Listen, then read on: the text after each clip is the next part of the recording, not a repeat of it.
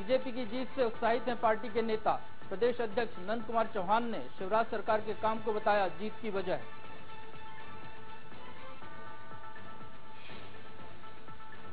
कांग्रेस ने निकाय चुनाव में पराजय स्वीकारी। शिवराज सरकार पर सरकारी मशीनरी के दुरुपयोग का आरोप लगाया।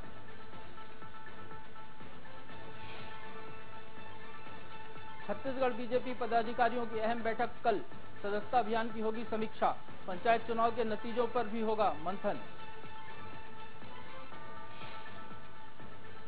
नक्सली हमले में शहीद हुए टीआई अविनाश शर्मा के परिवार से मिले सीएम रमन सिंह। परिवार को दी सांत्वना। रायपुर में रविशंकर यूनिवर्सिटी के छात्रों का हंगामा। परीक्षा में देरी को लेकर जताया विरोध। रजिस्ट्रार के आश्वासन पर शांत हुए छात्र।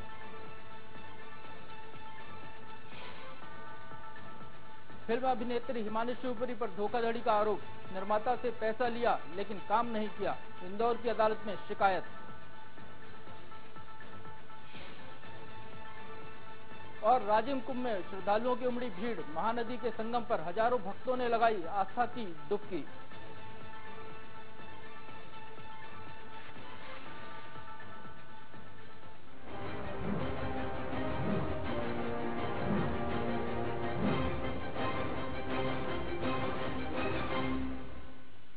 चार शहरों के निगम चुनाव के नतीजे ये बताते हैं कि बीजेपी की जीत मध्य प्रदेश में अब रवायत बन गई है और हाशिए पर ढकेल दी गई है।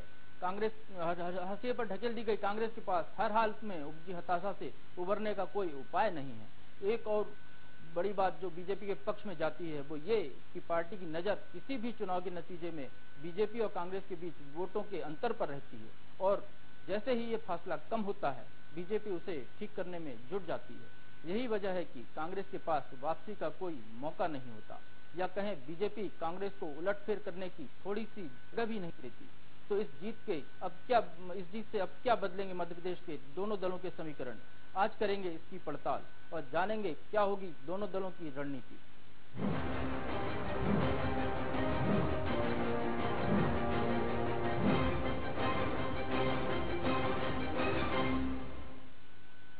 बचे हुए 4 नगर निगमों के चुनाव में भी बीजेपी कांग्रेस पर भारी पड़ी है।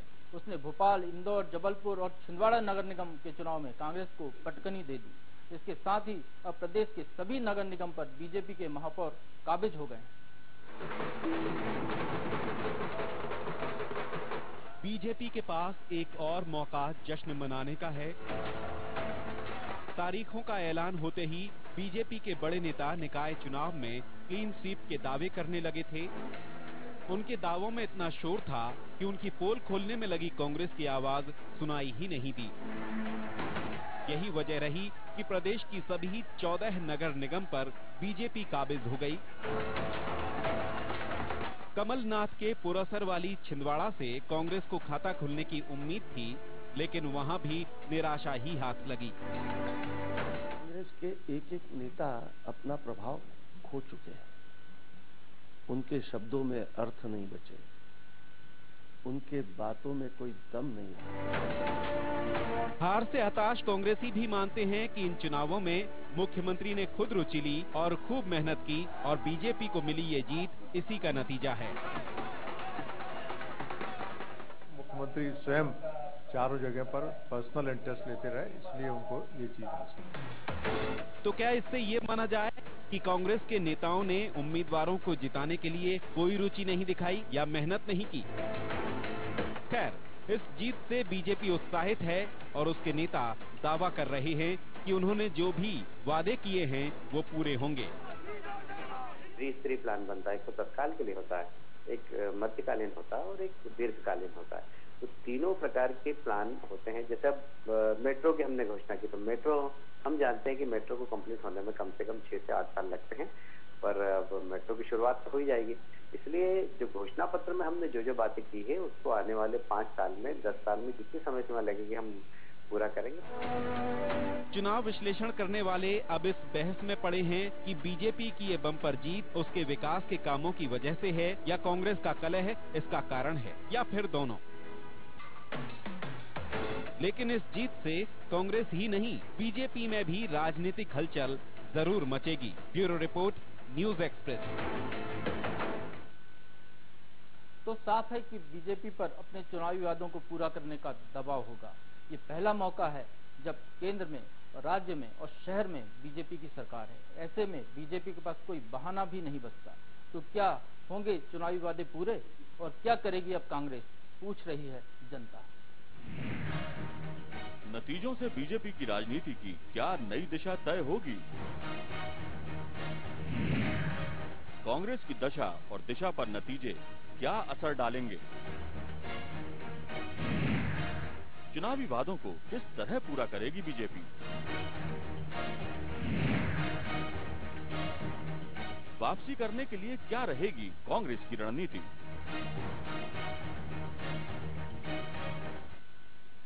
इस मसले पर बात करने के लिए हमारे साथ स्टूडियो में मौजूद हैं बीजेपी प्रवक्ता दीपक विजयवर्गीय जी, आपका स्वागत है। और कांग्रेस प्रवक्ता के मिश्रा भी हमारे साथ हैं। मिश्रा जी, आपका भी स्वागत है।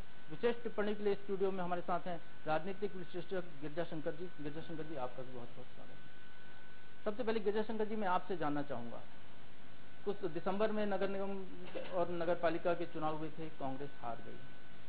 अब फिर चुनाव हुए, बाकी बचे नगर निगमों के, कांग्रेस फिर हार गई। इस बार केवल 4 नगर निगम समेत 11 निकायों के चुनाव थे। कांग्रेस को वो सफलता नहीं मिली जिसकी उम्मीद एक कांग्रेस जैसे राजनीतिक दल से की जा सकती है। तो कांग्रेस की इस हालत के लिए कौन जिम्मेदार है? देखिए, विधानसभा चुनाव हुए, फिर लोकसभा चुनाव हुए, फिर स्थानीय संस्थाओं के चुनाव हुए। तीनों में कांग्रेस को पराजय का सामना करना पड़ा। 4 नगर निगम के चुनाव तकनीकी कारणों से साथ में नहीं हो सके थे, जिसके चुनाव अभी हुए। चुनाव की जो सिलसिला है उसका ये आखिरी पैदान था। अब इसके बाद लगभग 4 साल कोई चुनाव नहीं है। ये आखिरी मौका था कांग्रेस के पास कि इन 4 में से कम 1 या 2 नगर निगम वो जीत जाती, जिससे 14-0 के बजाय 0 के जगह कुछ 1-2 आंकड़े उसके पास होते। लेकिन वो मौका गंवा दिया। क्यों गंवाया? इसके बहुत सारे कारण हैं। पहला कारण तो ये है कि उनकी पार्टी में शिवराज सिंह की तरह, जिस तरह बीजेपी में एक सर्वमान्य नेता है, वो मुख्यमंत्री हों, मुख्यमंत्री के नाते भी उनका पूरी पार्टी में दखल इस तरह का है कि वो सर्वमान्य नेता है। उन्होंने जो फैसला कर दिया वो सबको मान्य है और पार्टी की परफॉर्मेंस को चुनाव में बेहतर बनाने के लिए वो अपने आप को खुद जिम्मेदार मानकर अपनी भूमिका निभाते हैं। कांग्रेस में ऐसे किसी नेता का अभाव है जो सर्वमान्य हो पार्टी में और जो चुनाव जैसी मामलों में वो अपने आप को उत्तरदायी मानकर, अपने आप को जिम्मेदार मानकर वो भूमिका निभाए। दूसरी बात यह है कि मुझे लगता है कि कांग्रेस शायद स्थानीय संस्थाओं के चुनाव को उतनी गंभीरता से शायद नहीं लेती, वरना उनके जितने बड़े नेता हैं वो इन चुनाव में आते। जैसा कांग्रेस के प्रवक्ता ने कहा कि मुख्यमंत्री ने रुचि ली शिवराज सिंह ने, इसलिए बीजेपी को सफलता मिली। कांग्रेस के बड़े नेताओं को रुचि लेने से किसने मना किया था?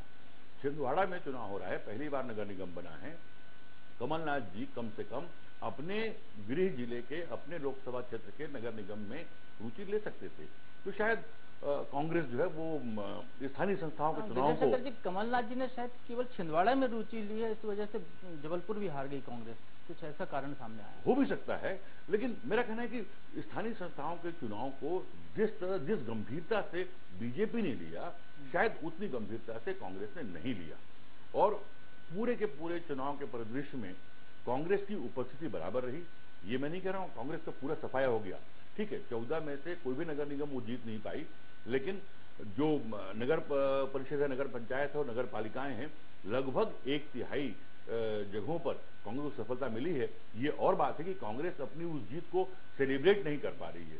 यहां पर मुझे लगता है कि एक अरुण यादव को लेकर मुझे कुछ कहने का मन करता है कि वो युवा हैं, पढ़े लिखे हैं, काफी ऊर्जावान हैं। उनको प्रदेश अध्यक्ष के नाते एक बहुत बढ़िया मौका मिला था कि वो बड़े नेताओं की परवाह किए बिना अपने दम पर इस चुनाव में कुछ ऐसी सफलता कांग्रेस के पक्ष में हासिल करते जिससे उनका नेतृत्व स्थापित होता। छत्तीसगढ़ का उदाहरण है।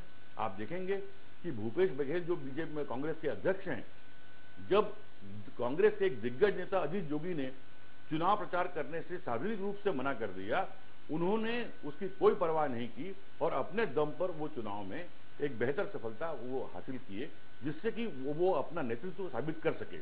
ये मौका अरुण यादव के पास था जो शायद उन्होंने गंवा दिया।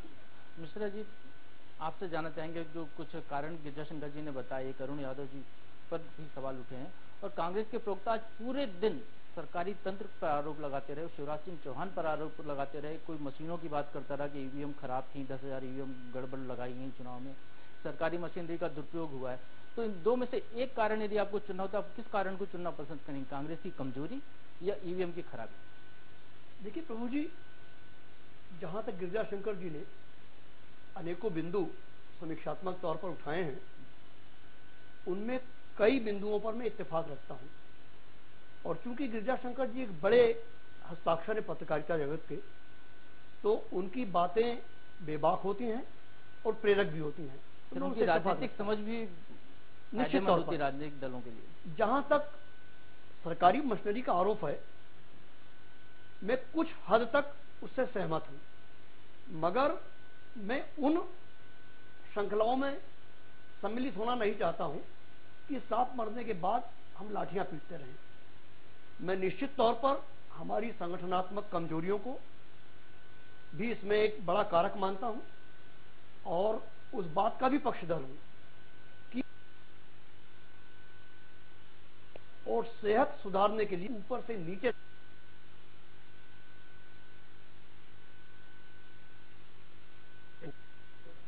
जो एक लंबे समय तक पार्टी के झंडा बरदार बने हुए हैं, उन लोगों को मार्गदर्शक की भूमिका में लाकर अब नए नेतृत्व को मौका देना होगा।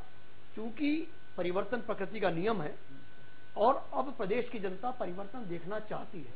तो जब परिवर्तन देखना जनता चाह रही है, तो हमें कूप मंडूक शैली में बैठने की इजाजत नहीं है और बहुत जिंदा दिली से, शिद्दत के साथ हमें परिवर्तन जनता के बीच दिखाई देने वाला हो वह करना होगा और वो हम करेंगे। मिश्रा जी, लगातार परिवर्तन करती रही, हर हार पे कांग्रेस ने परिवर्तन किया है। एक बार हारी, सुभाष यादव जी को अध्यक्ष पद से हटाया, फिर हारी, पचौरी जी को अध्यक्ष पद से हटाया, नेता प्रतिपक्ष बदले गए, अब अरुण यादव जी के जिम्मे थी पार्टी का पूरा काम, तो वहां पर भी लगातार विधानसभा चुनाव भी आप हार गए, लोकसभा में वही स्थिति रही और नगरीय निकाय में वही थी। तो क्या आप जो मार्गदर्शक मंडल की बात कर रहे हैं कि मार्गदर्शक की भूमिका आना चाहिए, तो क्या युवा नेता जो है आपके अरुण यादव जैसे युवा चेहरे को भी मार्गदर्शक बनाना चाहते हैं आप? प्रभु जी देखिए, मैं आपको स्पष्ट करूं कि इन परिणामों के आधार पर ऐसा नहीं कह सकता है कि पूरी कांग्रेस ने जमीन में समाधि ले ली है। हमने अरुण यादव जी के नेतृत्व में, उन्हें साल भर हुआ है 13 जनवरी को, उस दौरान एक बड़े पार्लियामेंट चुनाव को लड़ा और चूंकि पूरे देश में हमारी स्थिति खराब थी, उसका खामियाजा हमने मध्य प्रदेश में भुगता है। उसके बाद 3 उपचुनाव हमने लड़े, उसमें एक चुनाव बहुरी बनता हमने तमाम मशीनरी के दुरुपयोग के बावजूद जीता, वो अरुण यादव जी के खाते में जाएगा। उसके बाद नगरीय पंचायतों के और नगरीय निकायों के जो उपचुनाव हुए, उसमें वहां हमने मैक्सिमम सीटें जीती और अभी जिला पंचायत और पंचायत के और जनपद के जो चुनाव हुए हैं, उसमें हमने 62 से 72% वोट और अपने कैंडिडेट जिताए हैं। और आज भी मैं कहना चाहूंगा कि शहरी क्षेत्रों में चूंकि ये चुनाव थे, शहरों में विकास के मॉडल को जो यूपीए 1 और यूपीए 2 का दिया गया पैसा था, हमारी संगठनात्मक कमजोरी की वजह से हम जनता के बीच यह स्थापित नहीं कर पाए उस विश्वास को कि ये शहर, चाहे वो जबलपुर हो, चाहे वो भोपाल हो, चाहे वो इंदौर हो, वहां 2700 करोड़, 2500 करोड़, 2200 करोड़ रुपया यूपीए 1 और यूपीए 2 की सरकार ने दिया था। मगर मैं स्वीकारूंगा कि हमारी संगठनात्मक कमजोरी जनता के बीच उन पैसों के उपयोग को नहीं बता पाई और उल्टे उन पैसों का उपयोग करते हुए नौकरशाह और भारतीय जनता पार्टी के नेता अपनी गरीबी दूर करने में सफल हुए, हम वह भी नहीं बता पाए। तो इन विकास के मॉडल को जिस ढंग से भारतीय जनता पार्टी ने भुनाया है, जबकि यथार्थ से विकास को तो दूर है, विकास किसका हुआ है वो बहस के अलग विषय है। मगर उसके बावजूद भी प्रभु जी मैं इतना कहना चाहूंगा कि ग्रामीण परिवेश के मतदाताओं का तिलस्म भारतीय जनता पार्टी के लिए टूटा है और हमने 60 से 70% वहां अपने पक्ष में रिजल्ट हासिल किए हैं।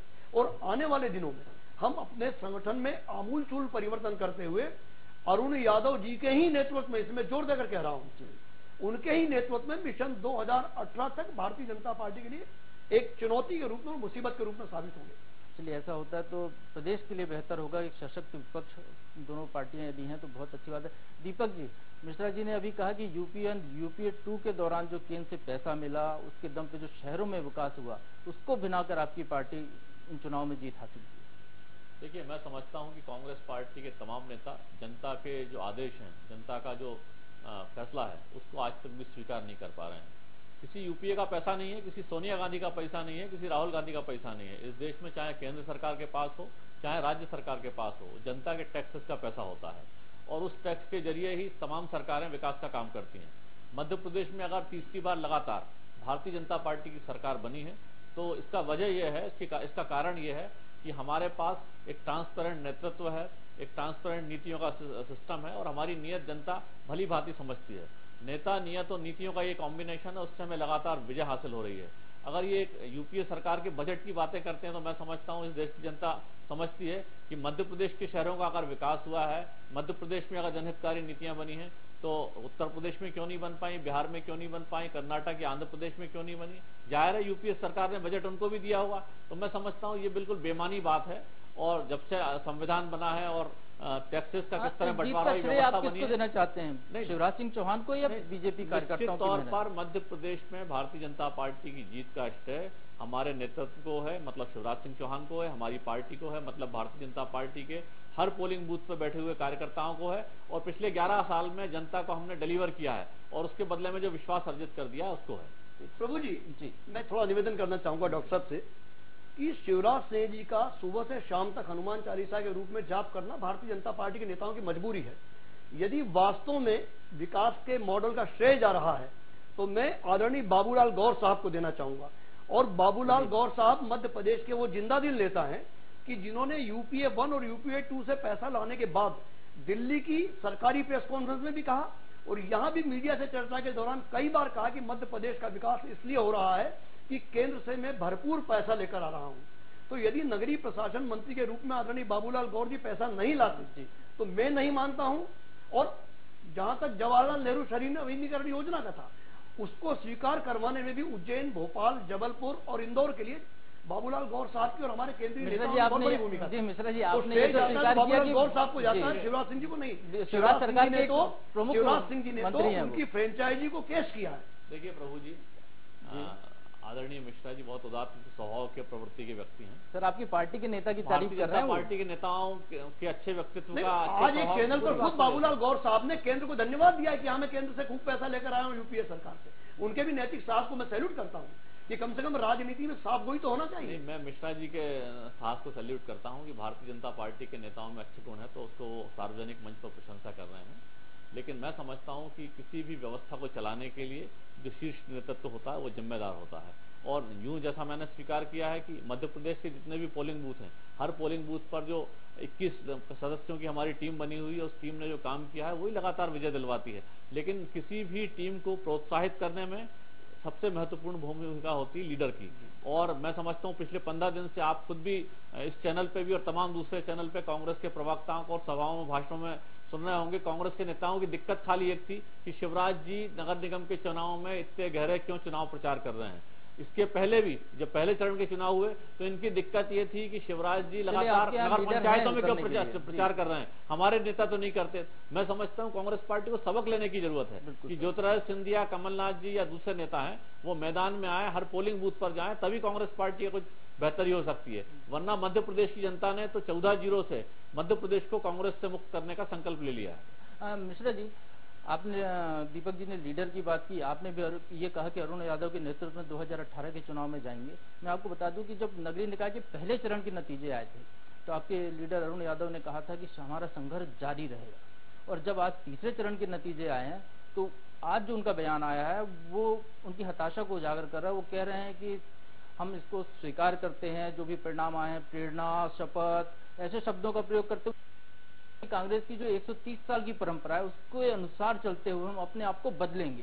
उन्होंने बदलने की बात हो रही है, जी उन्होंने की बात नहीं हो रही। उन्होंने अपने बयान में यह कहा है कि इस पराजय को हम सहर्ष स्वीकार करते हुए इस पराजय को प्रेरणा, संघर्ष और संकल्प के रूप में ग्रहण करेंगे और अपने खोए हुए विश्वास को इन्हीं मूल्यों के आधार पर, ये संकल्प 3 महीने पहले क्यों नहीं आया जब वो चुनाव हो रहे थे? उस समय पहले चरण के चुनाव के बाद शायद आप लोग कुछ मेहनत करते तो शायद नतीजे आगे कुछ होते। देखिए, संकल्प तो हमने ले ही रखा है। हम लोग कोई राजनीति में साधु सन्यासियों की फौज तो नहीं कि मंदिर में घंटी बजाने के लिए बैठे हैं। संकल्प तो हमारा है, हमारी विचारधारा का है। अब ये है कि हमें अपने उस संकल्प को, अपने उस संघर्ष को, अपनी दिशा को, अपनी दशा को और अपनी सेहत को सुधारने के लिए बेहतर डॉक्टरों को, यानी बेहतर नेताओं को लगाना होगा, क्योंकि हमें एक बड़ी सर्जरी करनी है और उस सर्जरी को करने में हमें कोई भी कोताही नहीं होगी और हम उस सर्जरी के माध्यम से अपनी विचारधारा को और जनता के बीच खोए हुए विश्वास को पुनर्स्थापित करेंगे और उसमें हम सफल होंगे। हम लोग आशावादी हैं। एक चुनाव हारने से, 2 चुनाव हारने से कोई राजनीतिक जिंदगियां खत्म नहीं होती है और कांग्रेस पार्टी का तो इतिहास ही संघर्ष की कोख से पैदा हुआ है। सर, वो चुनाव जो इतिहास की बात कर रहे हैं वो आजादी के पहले का संघर्ष था। नहीं, आज भी पिछले 11 सालों से कांग्रेस लगातार हार रही है। हम लोगों ने अपनी विचारधारा से कुछ समझौता किया है और मुझे यह कहने में भी कोई संकोच नहीं है कि सो कॉल्ड बड़े लीडर हैं, मैं आपको साक्षी मान के कह रहा हूं, क्योंकि सबसे पहले मैं कार्यकर्ता हूं, बाद में किसी पार्टी का चीफ स्पोक्स पर्सन हूं।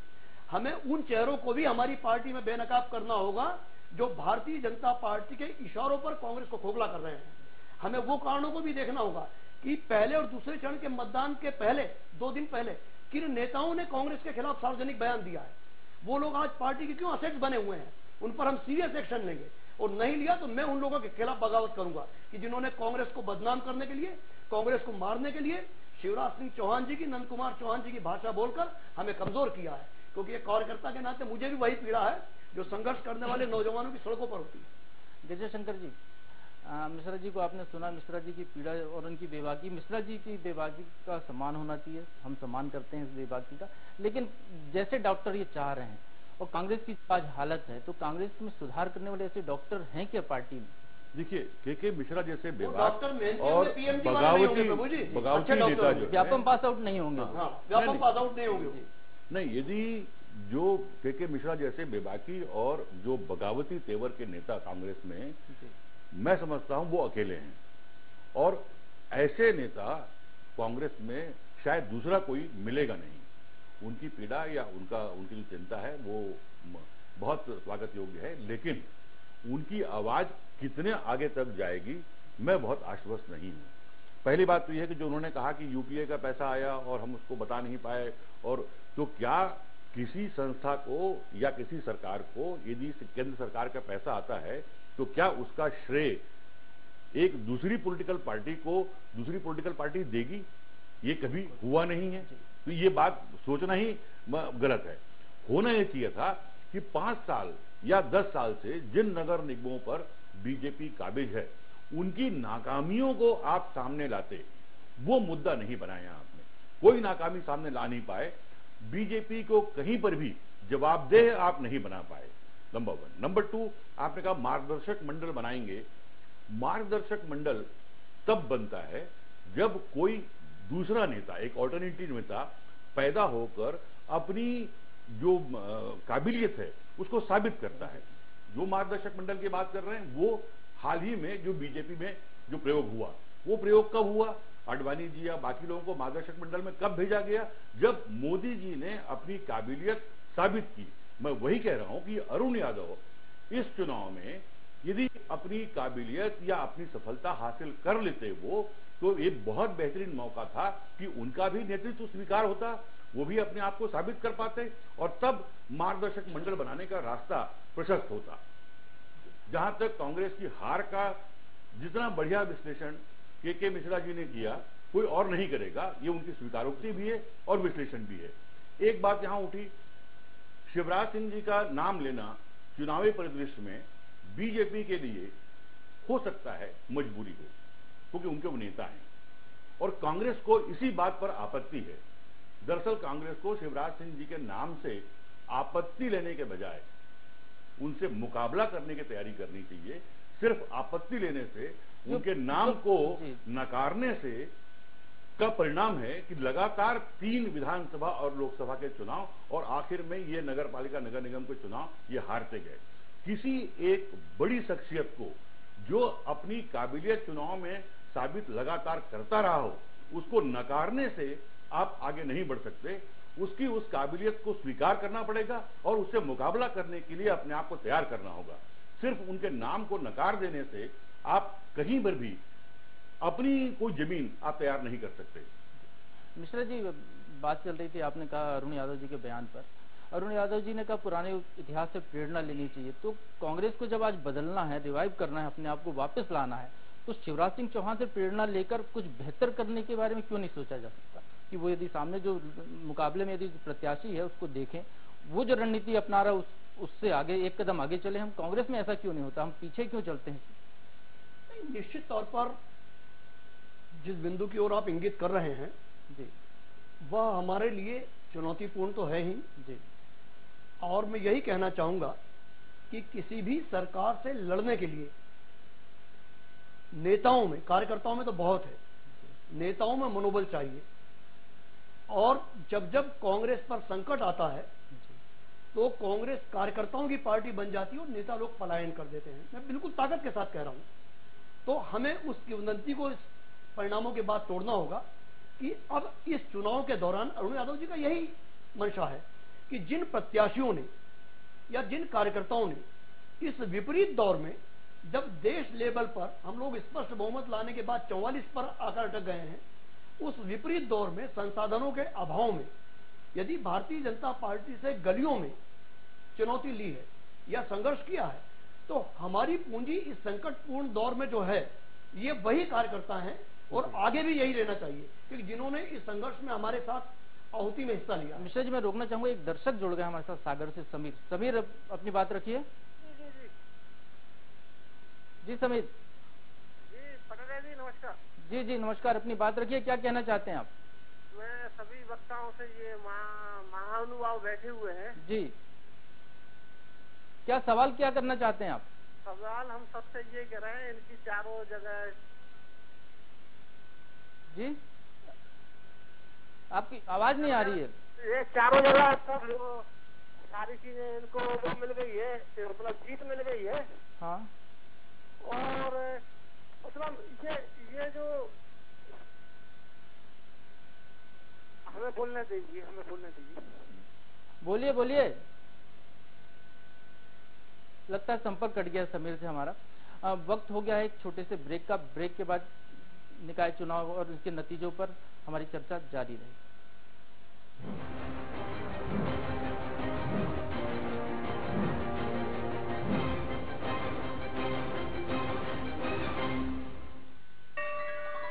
ऐसा दृश्य जो आंखों में बस जाए, मानवता के विशाल महाकुंभ का त्रिवेणी संगम में स्नान, शाही स्नान के लिए नागा साधुओं का जुलूस, राजीव कुंभ जहां साक्षात भगवान राजीव लोचन का वास है, और इसीलिए इसे छत्तीसगढ़ का प्रयागराज कहा जाता है। Chhattisgarh, the land full of surprises. अब सूचना आपके हाथ में। छत्तीसगढ़ शासन की आधिकारिक सूचना, समाचार के साथ साथ विभाग और जिलों की जानकारी पाएं। अब अपने मोबाइल पर एंड्रॉइड मोबाइल धारक गूगल प्ले स्टोर से निशुल्क डाउनलोड करें छत्तीसगढ़ DPR मोबाइल ऐप। अब सरकार की सारी जानकारी आपकी जेब में।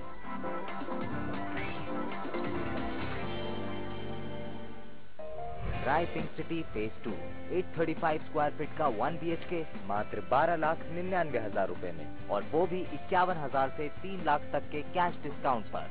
Smartly choose your investment. Book a 1, 2 और 3 BHK flat today. Rai pink city phase 2, Satgarhi चौराहा, ग्राम Borda, Kolar road, Bhopal. Rai pink city phase 2, project by Rai homes universal private limited. ऐसा दृश्य जो आंखों में बस जाए, मानवता के विशाल महाकुंभ का त्रिवेणी संगम में स्नान, शाही स्नान के लिए नागा साधुओं का जुलूस, राजीव कुंभ जहां साक्षात भगवान राजीव लोचन का वास है, और इसीलिए इसे छत्तीसगढ़ का प्रयागराज कहा जाता है। Chhattisgarh, the land full of surprises.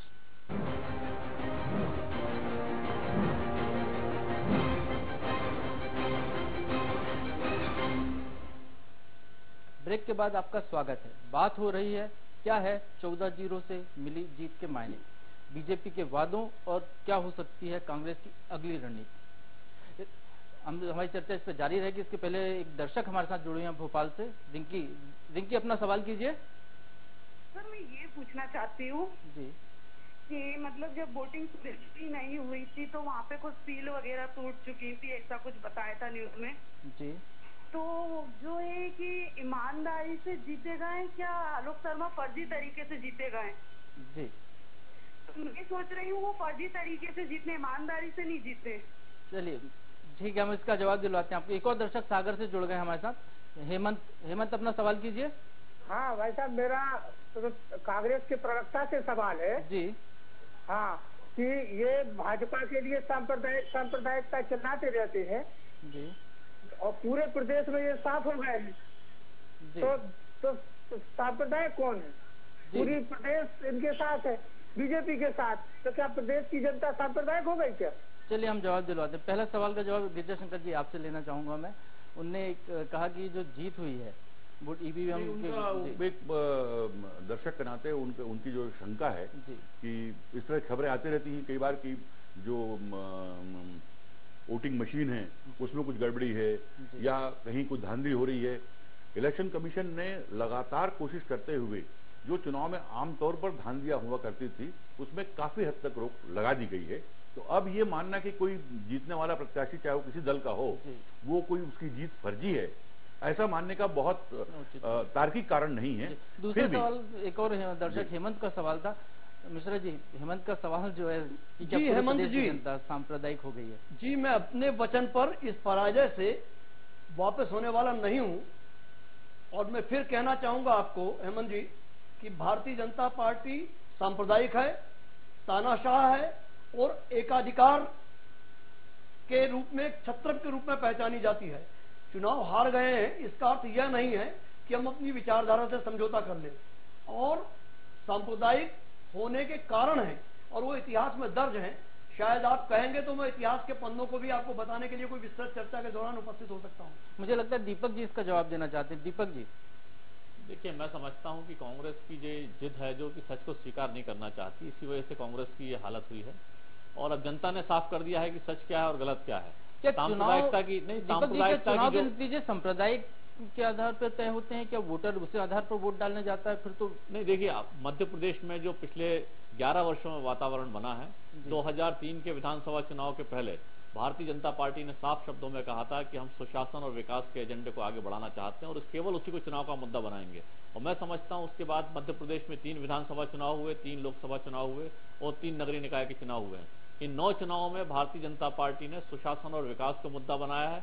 हमने इन वर्षों में जो जो विकास के काम किए हैं, जो जो सुधार लाने की कोशिश की है, उनको मुद्दा बनाया है और जनता ने उन सारी बातों को स्वीकार किया है। लेकिन विचारधारा के आधार पर हमारी कांग्रेस पार्टी से लगातार मतभेद रहे हैं हमारे, और हम अपनी बात को कहते रहे हैं कि हम इस देश में एक राष्ट्र एक जन को यकीन करते हैं और कांग्रेस पार्टी इस देश को डिवाइड एंड रूल के तर्ज पर आगे बढ़ाना चाहती है। कांग्रेस का जो भी मत है उसको जनता खारिज कर रही है और मैं समझता हूं कांग्रेस को पुनर्विचार के लिए विवश हो जाना चाहिए कि वो इस देश के कॉलर जुड़ गए हमारे साथ। दीपक जी सागर से एक कॉलर जुड़े हुए हमारे साथ, अपना सवाल कीजिए।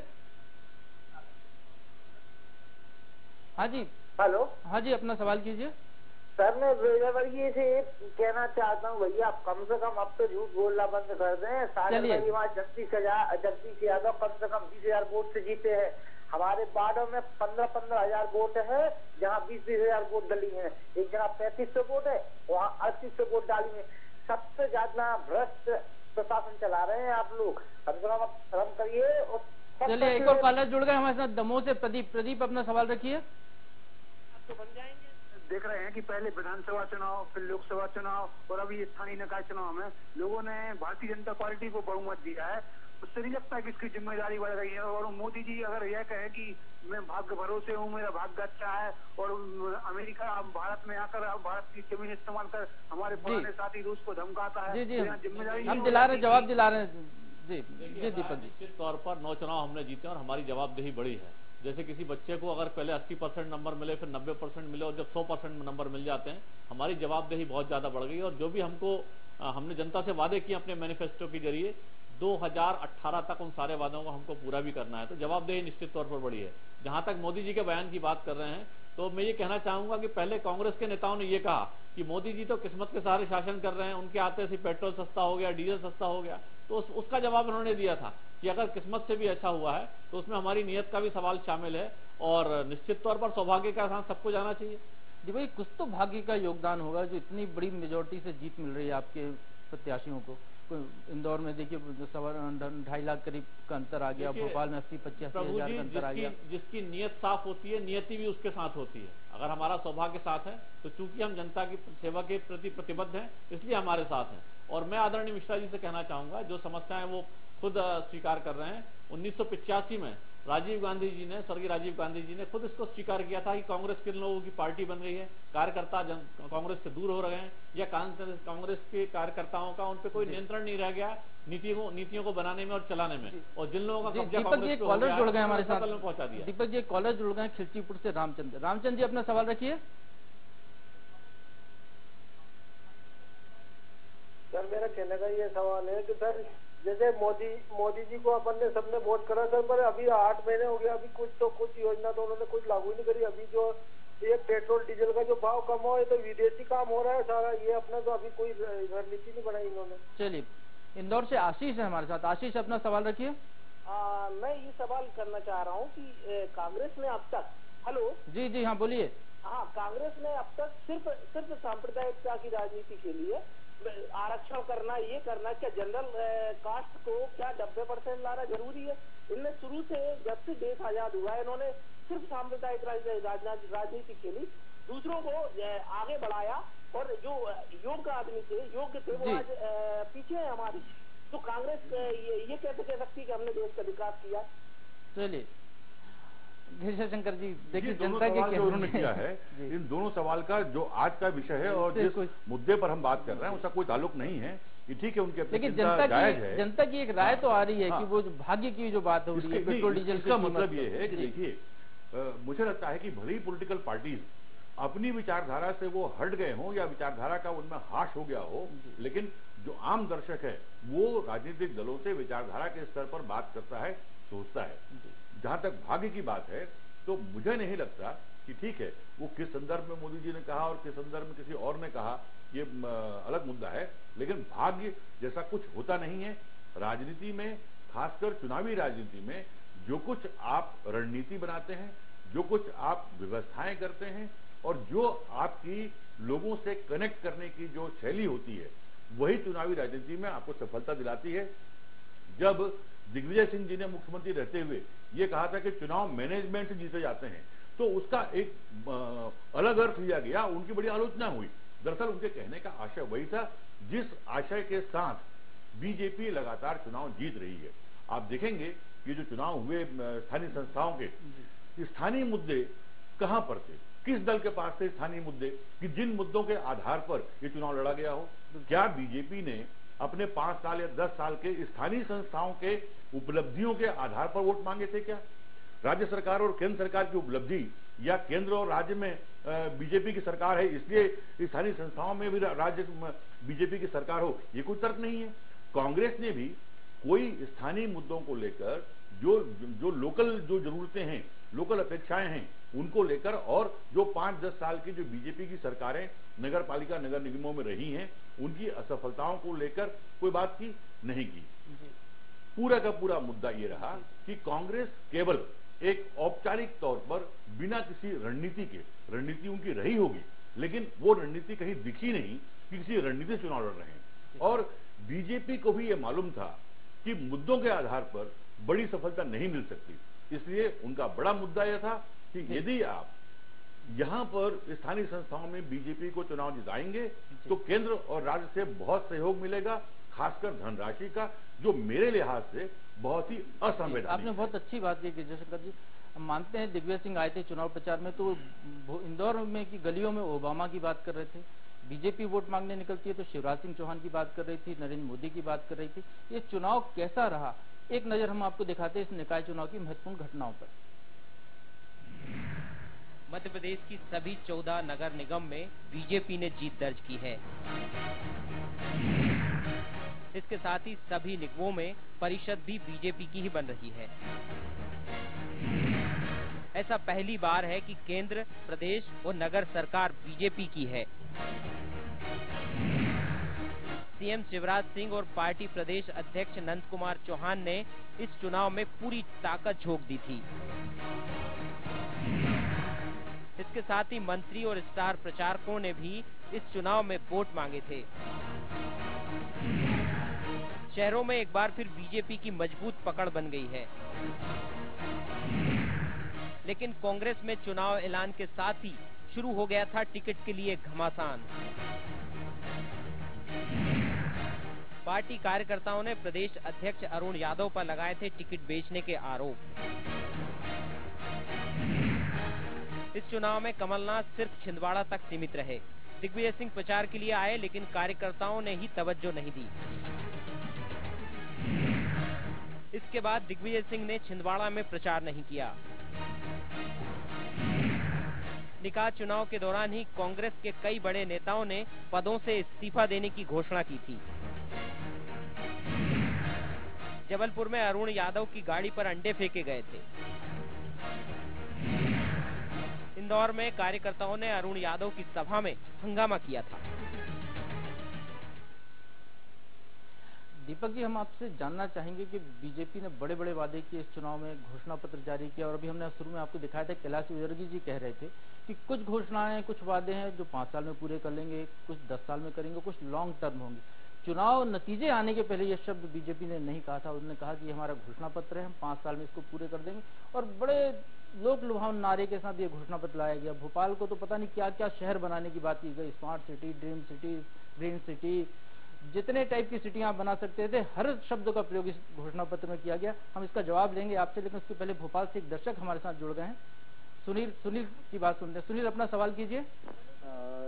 मेरा क्वेश्चन है डॉक्टर साहब से है जी। डॉक्टर साहब, मैं ये जानना चाहता हूँ, पहला तो क्वेश्चन ये है कि आपको पहले मुबारकबाद देता हूँ, लेकिन दूसरी क्वेश्चन ये था कि क्या 1 लाख से कम की जीत महापौर की, जिसमें पूरा प्रशासन, शासन, मुख्यमंत्री तक वोट पे रहे हैं, क्या ये बहुत बड़ी जीत है आपकी नजर में? और दूसरा क्वेश्चन ये है कि आपके जो महापौर पार्षद रहे हैं, इससे पहले भी कई पार्षदों को टिकट मिला है, इसमें भी उन पार्षदों की भी हालत बड़ी खराब से 72 से 72 हालत से जीते हैं, 1000, 1512 वोटों से, इससे ज्यादा नहीं। तो आप क्या इसको आपकी बहुत बड़ी जीत मानते हैं क्या? जी दीपक जी। देखिए, जो दर्शक महोदय हैं उनकी अपनी विश्लेषण हो सकता है, उनकी अपनी अपेक्षाएं हो सकती हैं, लेकिन राजनीति में जीत होती है, और कोई भी राजनीतिक दल जब चुनाव में उतरता है तो सबसे अच्छे उम्मीदवारों को उतारने का प्रयास करता है, चाहे महापौर की बात हो, चाहे पार्षद की बात हो। तो पार्टी ने जो भी फैसला किया है अच्छा मानते हुए किया है, और मैं समझता हूँ जनता ने जो प्रतिसाद दिया है तो पार्टी के फैसलों की पुष्टि हो गई है। एक दर्शक हमारे साथ और जुड़ गए हैं, बरेली से राकेश श्रीवास्तव। राकेश जी, अपना सवाल कीजिए। मेरा सवाल है कांग्रेस प्रवक्ता श्री नुसरात जी से है जी, कि ये इस हाथ से कोई सबक लेंगे और सभी नेता एकजुट होकर जो बीजेपी की जो नकारात्मक कुछ जो नेगेटिविटी है इनकी, उसको एकजुट होकर उठाने का प्रयास करेंगे? कभी ऐसा लगेगा कि सही विपक्ष की भूमिका निभा रहा है? जी मिश्रा जी, आपसे जवाब लेंगे, लेकिन एक और दर्शक आपके शहर से जुड़ गए, इंदौर से अनिरुद्ध जी, सवाल कीजिए। केके मिश्रा जी से सवाल करना चाहता हूँ जी, कि केके मिश्रा जी, आपकी पार्टी को मैं बहुत चाहता हूँ, इसमें कोई शक नहीं है, पर अब आज से मैं आपकी पार्टी छोड़ने की सोच रहा हूँ, क्योंकि आपके पास न कोई चेहरा है और न कुछ दम रहा है। आप चाहते क्या है? आप अपने आप को अंतर्मन को फिर से झांकिए कि आप क्या कर सकते हैं, क्या नहीं कर सकते हैं। बस इतनी बात आपसे कहना। अंदेश जी आप रुकिए, मिश्रा जी जवाब दे रहे हैं आपका। जी, पहली बात तो मैं राकेश जी की बात का जवाब दूंगा कि राकेश जी, जो आपने परिकल्पना संजोई है वह मुझ जैसे छोटे कार्यकर्ता की भी वही भावना है, और मैं आपकी बात और आपके सुझाव से अक्षरशः सहमत हूं, और मैं कोशिश करूंगा कि एक कार्यकर्ता बनकर आपकी बात में अपने नेतृत्व तक पहुंचाऊं। दूसरा प्रश्न अनिरुद्ध जी का है, तो अनिरुद्ध जी मैं आपसे यही प्रार्थना करना चाहूंगा कि जब कभी रजाई में खटमल घुस जाता है तो खटमल को निकाल कर फेंका जाता है, पूरी रजाई को नहीं जलाया जाता है। यदि आप अभी तक कांग्रेस पार्टी से संबद्ध रहे हैं तो मैं चाहूंगा कि आप विषम दौर में हमारी मदद करें, ना कि मैदान छोड़ें, और आप हमारे गलतियों का भी आभास हमें कराते रहें, क्योंकि आप एक लेमैन हैं। आप जो कहेंगे वो हमारे लिए किसी नेता से ज्यादा अधिक महत्वपूर्ण सुझाव माना जाएगा। मिश्रा जी, आपकी पार्टी में एक खटमल नहीं, शायद एक खटमलों का अंबार है। नहीं, मुझे लगता है कि जो दर्शकों ने जो चिंता व्यक्त की या जो अपनी सवाल रखे और जो मिश्रा जी ने जवाब दिया और उसके पहले जो अपने हार की मीमांसा की और जो संकल्प दोहराया, दरअसल वो किसी भी पार्टी के लोगों को भी और गैर पार्टी के लोगों को भी कांग्रेस के प्रति आश्वस्त नहीं करता। आज लगातार 3 विधानसभा, 3 लोकसभा, 3 स्थानीय संस्थाओं के चुनाव लगातार हार जाने के बाद आज यदि आप ऑपरेशन की बात कर रहे हैं, मार्गदर्शक मंडल की बात कर रहे हैं, चेहरों को बदलने की बात कर रहे हैं, सवाल ये उठता है कि क्या ये बहुत विलंब नहीं हो गया? अब 4 साल तक कोई चुनाव नहीं है, अब चेहरा बदलकर या सर्जरी करके आप क्या हासिल करना चाहेंगे? दरअसल ये सब बातें जो है वो बेबाकी के साथ की हुई बातें जो है वो सुनने में बहुत अच्छी लगती हैं, लेकिन लोगों को कोफ्त होती है कि कांग्रेस किसी भी हार से सबक क्यों नहीं लेना चाहती, क्यों नहीं बदलाव लाना चाहती, और यही सवाल मुझे लगता है इन दर्शकों के ही है। मिश्रा जी को जवाब देना चाहेंगे? निश्चित तौर पर क्योंकि वक्त में विलंब जरूर हुआ है और अब मरीज की हालत आईसीयू से भी बदतर हो गई है, अब सुधार की कोई गुंजाइश नहीं दिख रही, ऐसा गैजा शंकर जी कह रहे हैं। मैं तो कहूंगा वेंटिलेटर में है खासकर। और दूसरी बात यह है कि मध्य प्रदेश में इस स्थानीय संस्थाओं के चुनाव के हार को लोकसभा में कांग्रेस को मिले 44 सीटों से जोड़कर नहीं जस्टिफाई कर सकते आप। ये हाल का मामला है। मध्य प्रदेश में हार की एक लंबी श्रृंखला है, लगातार 3 विधानसभा, लोकसभा और स्थानीय संस्थाओं के चुनाव हार रहे हैं। तब जब कांग्रेस की हालत दिल्ली में बेहतर थी तो आज 44 सीट से जोड़कर आप जस्टिफाई नहीं कर सकते। चलिए हम दीपक जी से पूछ रहे थे। दीपक जी, जो एक सवाल हमारा था कैलाश विजयवर्गीय के बयान को लेकर, और कांग्रेस की ये हालत इसलिए हो रही है कि कांग्रेस सत्ता में लगातार रही, उसने जो वादे किए उनको पूरा नहीं कर पाई, जनता पे अपनी छाप नहीं छोड़ पाई कि वो चुनाव सत्ता में तो आती रही जीत कर, लेकिन जो जिन वादों के सहारे आती थी वो पूरे नहीं कर पाई। क्या उस स्थिति की ओर आप नहीं जा रहे हैं ऐसे घोषणाएं, बड़ी बड़ी घोषणाएं करके? देखिए, भारतीय जनता पार्टी ने अपने पूर्व के घोषणा पत्रों में जो घोषणाएं की थी, निश्चित तौर पर उनको अमली जामा पहनाने के लिए भी बहुत काम किया है, और इस मैनिफेस्टो में भी हमने जो कुछ कहा है उसको भी अमली जामा पहनाएंगे हम। जहां तक अलग अलग कार्यक्रमों की बात है तो निश्चित तौर पर हर कार्यक्रम का अलग समय होता है। अगर जैसे भोपाल में आपको कहूं कि कुछ पार्कों के विकसित करने की बात है तो हो सकता है हम 1-2 साल में कर पाएं, लेकिन भोपाल में अगर हर घर तक हमको पानी का कनेक्शन पहुंचाना है, हर झुग्गी तक, हर रिहाइश तक पहुंचाना है तो निश्चित तौर पर उसमें 3-4 साल का वक्त लग सकता है। इसी तरह मेट्रो की बात है तो मेट्रो में निश्चित तौर पर 6-8-10 साल का भी वक्त लग जाता है। क्या इस मंच से आप आश्वस्त कर सकते हैं कि सड़क सफाई, शुद्ध पानी पीने का ये 3 महीने में मुहैया करा देंगे, 1 साल में करा देंगे या 5 साल में, या इसके लिए भी आपको कोई लॉन्ग टर्म प्लान की जरूरत है? कोई एक ऐसी समय सीमा दे सकते हैं क्या? समय सीमा है अपने मैनिफेस्टो के जरिए, चाहे हमने पेयजल के बारे में कोई समय सीमा नहीं दी। मैं बिल्कुल समय सीमा है उसकी। पेयजल के बारे में, स्वच्छता के बारे में, उद्यानों के विकास के बारे में और नगर निगम की सेवाओं के बारे में जो हमने वादे किए हैं वो 5 साल में पूरे हो जाएंगे। किंचित योजनाएं हैं, जो मेट्रो की योजना है या बड़े ओवरब्रिजेस की योजना है, उसमें हो सकता है 5, 6, 7 साल, 8 साल लग जाते हैं कई बार, लेकिन जो आम जनजीवन की जो समस्याएं हैं उनको हम अगले 5 सालों में निश्चित तौर पर हल करेंगे। और यह हमारी जवाबदेही है। 14-0 से अगर जनता ने हमको जिताया तो हमारी जवाबदेही। डेंगू आज फैल रहा है शहर में, गंदगी आज है, नगर निगम बीजेपी की ही थी अभी और फिर बीजेपी की नगर निगम है, मच्छरों का कोई वो नहीं हो रहा है, शहर में जगह जगह गंदगी के ढेर लगे, सफाई होती नहीं है। भानपुर खंती का मामला, हम केवल भोपाल की बात करें तो भानपुर खंती का मामला है, वहाँ के लोग कई बार आंदोलन कर चुके हैं, लेकिन इन चीजों मैनिफेस्टो में, लेकिन इसकी कोई समय सीमा नहीं है। 5 साल के भीतर हम खंती खाली तो क्या वो लोग 5 साल तक डेंगू से इलाज के लिए 5 साल तक इंतजार करना पड़ेगा? जी, 5 साल इंतजार करे आदमी डेंगू के लिए। भारतीय जनता पार्टी के घोषणा पत्र में वही होगा, जैसे काला धन आ रहा है, जैसे मेरा 56 इंच का सीना है, यदि मेरे सैनिक का किसी ने गर्दन काटा तो मैं 12 सैनिकों के मुंह काट के ले आऊंगा, तो वैसा ही घोषणा होगी। क्योंकि आज हमारा दुर्भाग्य है कि जनता हमसे नाराज है। दीपक जी, भोपाल की जनता को कब तक भाग्य भरोसे छोड़ेंगे? कोई समय सीमा आप निर्धारित कराएंगे? मुझे ऐसा लगता है कि बीजेपी की जो मैनिफेस्टो कमेटी थी उसमें भी आप थे। प्रभु जी, बिल्कुल मैनिफेस्टो कमेटी में मैं था, और जो सारी मैनिफेस्टो में एक एक बिंदु जो लाया गया है बहुत विचार विमर्श करके लाया गया है, और हर बिंदु को इम्प्लीमेंट करना हमारी नैतिक जवाबदेही है, हमारी वैधानिक जवाबदेही है, और जनता ने हमको उसके लिए चुना है और हम अपना काम जो हमको सौंपा गया है। गिरिजा शंकर जी ने सवाल उठाया कि डेंगू के लिए इलाज के लिए आदमी 5 साल इंतजार करे, सफाई अभी क्यों नहीं हो सकती, गंदगी अभी दूर क्यों नहीं हो सकती? कोई ऐसा कार्यक्रम आप लाएं, आपकी पार्टी के फोरम पे कहें कि आज महापौर का चुनाव जीते हैं तो वहाँ पे आलोक शर्मा से कहलवाया जाए इस बात को कि 1 महीने में शहर से डेंगू गायब हो जाएगा।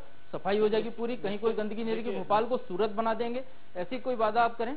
नहीं, निश्चित तौर पर बेहतर सफाई अभियान हमने चलाए हैं और आप निश्चित तौर पर मानिए कि अगले 1 साल 1.5 साल के अंदर आपको भोपाल बहुत स्वच्छ दिखाई देगा। लेकिन आप ये कहें कि 85 वार्डों में जहां पर 1700-1800 पोलिंग बूथ हैं, वहां पर हम मिनटों में कोई या हथेली पे सरसों उगाया जा सकता है, तो सरसों नहीं उगाया जा सकता। हमने जो वादे किए 5 साल से भी तो नगर निगम आप ही की थी, सरकार भी प्रदेश में आपकी थी। पिछले 5 साल के में हमने जो वादे किए थे, हमने उनमें से अल्पसंख्यक को पूरा किया। जनता ने इस बात को स्वीकार किया है। मैं आपको बताऊं दीपक जी, एक जेके रोड है भोपाल की, वहां पर एक सड़क बन रही है, 1.5 किलोमीटर लंबी सड़क है, 5 साल पहले मंजूर हुई थी, 8 करोड़ रुपए मंजूर हुए थे, सड़क आज तक नहीं बन पाई, 5 साल का कार्यकाल चला गया। और क्षेत्रीय नागरिकों का आरोप है कि जो आपकी जो महापौर थी, उनके किसी करीबी ने वो ठेका लिया था। 5 साल में आप एक 1.5 किलोमीटर की सड़क नहीं बना पाए और आप कह रहे हैं कि अगले शहर की गंदगी मुक्त कर देंगे। आप जेके रोड क्यों जा रहे हैं? आप ये जो लिंक रोड नंबर 1 है, जहां से लगभग रोज सैकड़ों आईएएस आईपीएस अधिकारी गुजरते हैं, मंत्री गुजरते हैं, नेता गुजरते हैं, तमाम वीआईपी गुजरते हैं, वहां जो छोटे छोटे गड्ढे हैं उनका कोई उपाय नहीं हो पाया है। तो दरअसल मुझे लगता है कि नगर निगम या नगर पालिकाओं में जो काबिज पदाधिकारी हैं, वो किसी भी दल के हों, उनको इस बात की चिंता करनी चाहिए कि जो सामान्य नागरिक सुविधाएं हैं उनको अविलंब पूरा किया जाए। मेट्रो और दूसरी और जो सब विभाग हैं वो जरूर दिखाएं, उन पर काम भी करें, लेकिन उनके नाम पर जो सामान्य और बुनियादी जरूरतें जो नागरिक सुविधाओं की है उसको न टालें। बिल्कुल गिरिजा शंकर जी, आपकी बात बिल्कुल सही है। दीपक जी, मैं आपको बताना चाहूंगा कि प्रदेश में जब भाजपा की सरकार बनी दोबारा, तो शिवराज सिंह चौहान मुख्यमंत्री पहली बार जब वल्लभ भवन पहुंचे तो उन्होंने अपना घोषणा पत्र चीफ सेक्रेटरी को दिया कि ये तुम्हारी गीता है, ये तुम्हारी बाइबल है, आज से इसको पूरा करने में जुट जाओ। तो आज बीजेपी जश्न मनाने के बजाय आलोक शर्मा ये नहीं कह सकते थे कि नगर निगम कमिश्नर को अपना घोषणा पत्र दें और कहें कि आज से इस पे जुट जाओ, इस काम की ये समय सीमा तय कर दो हर काम की, और 3 दिन के अंदर एक रिपोर्ट दे दें पब्लिक के बीच में। कुछ ऐसे प्रयास करने के बजाय पार्टी जीत के जश्न मनाए, आतिशबाजी करे, क्योंकि आप लोग सत्ता में हैं, आपके पास संसाधन ज्यादा है, कार्यकर्ताओं की फौज आपकी अच्छी है, जीत मिली, बहुत अच्छी बात है, लेकिन उसकी जिम्मेदारी भी तो आपकी बनती है कि आगे जिम्मेदारी निभाई जाए। देखिए, ऐसा है प्रभु जी की किसी भी चुनाव में हजारों कार्यकर्ता लगते हैं और जब कोई जीत होती है तो निश्चित तौर पर कार्यकर्ताओं को खुशी होती है। तो जीत का और जश्न का, भारत उत्सवों का शहर है और जीत जश्न मनाने का उनको अधिकार है। लेकिन जहां तक अपनी सेवाएं देने का अधिकार है या जनता की समस्याओं का हल का प्रश्न है, तो निश्चित तौर पर भारतीय जनता पार्टी उन सारी समस्याओं को हल करेगी जिनका वादा हमने अपने मैनिफेस्टो में किया है, मुख्यमंत्री जी ने अपने भाषणों में किया है। और मैं समझता हूं जनता इस बात को स्वीकार करती है, जनता इसको बात को मानती है, जनता को हमारी नीयत पे पूरा भरोसा है और इसीलिए हमको ये जनादेश मिला है। मिश्रा जी, जिम्मेदारी आपकी भी है, सत्ता में नहीं है, विपक्ष में तो है, वॉचडॉग की तरह काम करना है कांग्रेस को। क्या कांग्रेस अपनी इस जिम्मेदारी को निभाएगी या शोक भवन में बैठी रहेगी? प्रभु जी देखिए, भारतीय जनता पार्टी और कांग्रेस पार्टी वैचारिक तौर पर एक दूसरे के विपरीत विचारधारा की जरूर हो सकती है, मगर हमारी कोई जानी दुश्मनी नहीं है। जहां प्रदेश के विकास का प्रश्न होगा, मैं कांग्रेस पार्टी के कार्यकर्ता के नाते अपनी पार्टी के उस संकल्प को दोहराना चाहूंगा कि प्रदेश में विकास की अवधारणा को स्थापित करने के लिए कांग्रेस पार्टी सरकार के साथ और भारतीय जनता पार्टी के साथ कदम ताल करने के लिए तैयार है। और वो हमारी राजनैतिक संस्कृति भी है, क्योंकि मान्य परंपराएं जो देश और प्रदेश के लोकतांत्रिक हैं, उनके साथ कभी कुठाराघात नहीं करना चाहिए और हमेशा एक बड़ा दर्शन लेकर राजनीति में काम करना चाहिए। और कम से कम मुझ जैसा कार्यकर्ता हो तो इस दर्शन का ही पक्षधर है। गिरिजा शंकर जी, क्या कांग्रेस की क्या दिशा होनी चाहिए अब जबकि 4 साल तक कोई चुनाव नहीं है, और बीजेपी की क्या दिशा होनी चाहिए? दोनों के लिए खतरे कम नहीं है, जो हार गया है उसके लिए भी, जो जीत गया है उसके लिए भी। लगातार जीत किसी भी पार्टी को, किसी भी राजनीतिक दल को, राजनीतिक दल के नेता को, राजनीतिक दल के कार्यकर्ता को कहीं न कहीं अराजक बना देती है। ये खतरा होता है, उस खतरे से बीजेपी को बचना बहुत जरूरी है और इस बात को ख्याल रखना होगा कि आने वाला चुनाव भी उनको फेस करना है और कहीं न कहीं जवाबदेही उनकी बनती है। कांग्रेस का जहां तक सवाल है, तो विपक्ष की भूमिका निभाने की उनकी जो एक हैसियत है उसको उनको खुद को पहचानना होगा।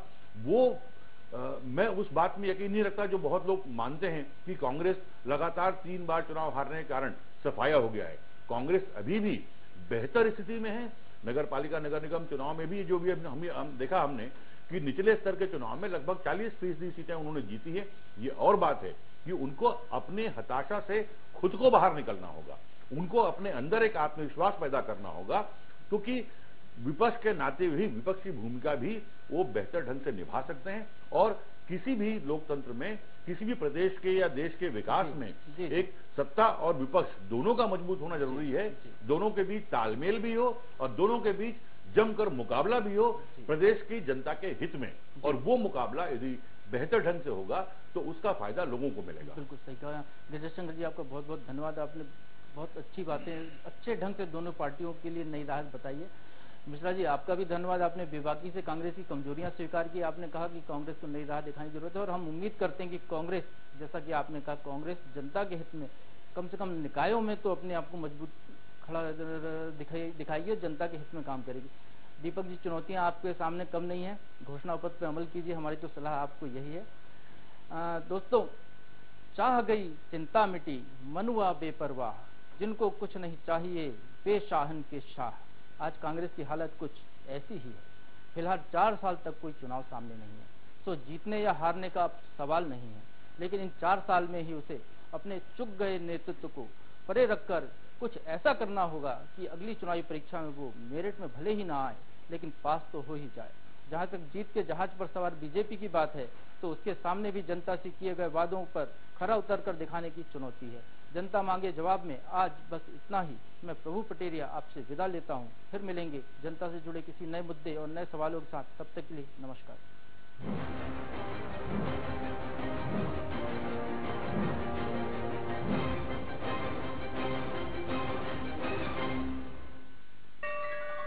ऐसा दृश्य जो आंखों में बस जाए, मानवता के विशाल महाकुंभ का त्रिवेणी संगम में स्नान। शाही स्नान के लिए नागा साधुओं का जुलूस। राजीव कुंभ, जहां साक्षात भगवान राजीव लोचन का वास है, और इसीलिए इसे छत्तीसगढ़ का प्रयागराज कहा जाता है। Chhattisgarh, the land full of surprises. अब सूचना आपके हाथ में। छत्तीसगढ़ शासन की आधिकारिक सूचना, समाचार के साथ साथ विभाग और जिलों की जानकारी पाएं। अब अपने मोबाइल पर एंड्रॉइड मोबाइल धारक गूगल प्ले स्टोर से निशुल्क डाउनलोड करें छत्तीसगढ़ DPR मोबाइल ऐप। अब सरकार की सारी जानकारी आपकी जेब में।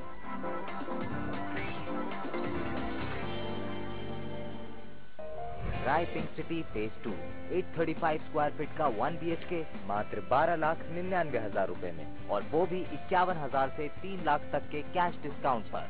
Smartly choose your investment. Book a 1, 2 और 3 BHK फ्लैट टुडे।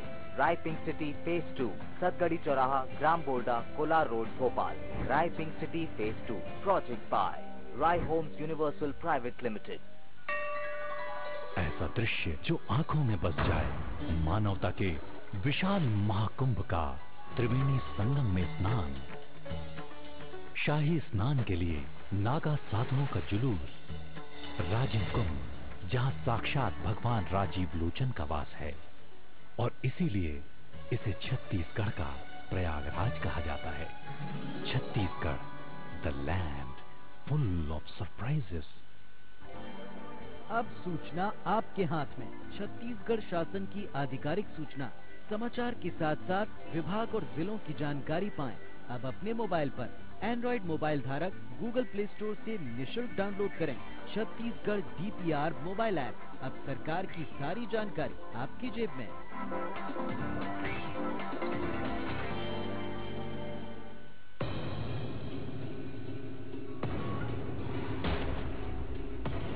हेलो, मैं अभी निकल।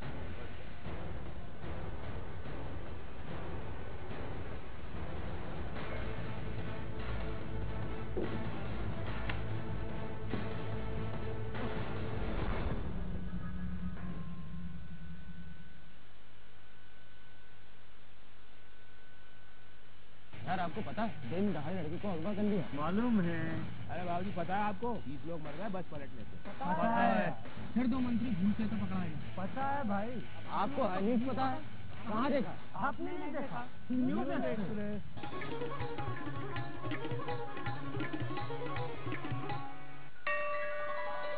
दृश्य जो आंखों में बस जाए, मानवता के विशाल महाकुंभ का त्रिवेणी संगम में स्नान।